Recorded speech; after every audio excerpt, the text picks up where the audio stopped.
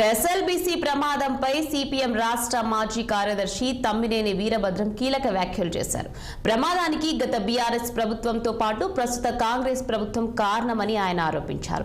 నల్గొండ జిల్లా మిర్యాలగూడ పట్టణంలో తమ్మినేని మీడియాతో మాట్లాడారు. సొరంగ మార్గం తవ్వేటప్పుడు ముందస్తు జాగ్రత్తలు ఎందుకు తీసుకోలేదని ప్రశ్నించారు. బీఆర్ఎస్ ప్రభుత్వం పూర్తి చేసి ఉంటే ఈ పరిస్థితి వచ్చి ఉండేది కాదని ఆయన అభిప్రాయపడ్డారు. ప్రధాన పార్టీలు పరస్పరం విమర్శలు మానుకోవాలని వీరభద్రం సూచించారు.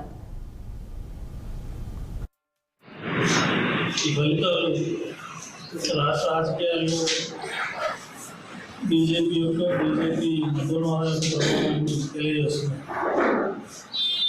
గెలుపుటములు కార్యకర్తలు పోటీ చేసిన యూనియన్లు లేక పేర్లు ఇండిపెండెంట్ల పార్టీ తరఫున ఇలాంటి చర్చ చేసినప్పటికీ మన నియోజకవర్గాల్లో క్లియర్గా బీజేపీ మొదటి నుంచి చెప్తూ వస్తుంది.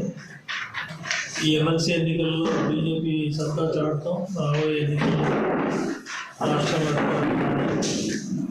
చాలా స్పష్టమైన సంకేతాలు ఇస్తూ మాట్లాడుతోంది. వాస్తవంగా ఎన్నికల్లో ఆ రకంగా బీజేపీ పేరుతో పోటీ చేసిన అభ్యర్థులు భారీ మెజార్టీతో గెలవకపోవడం ఇవన్నీ కూడా రాష్ట్రం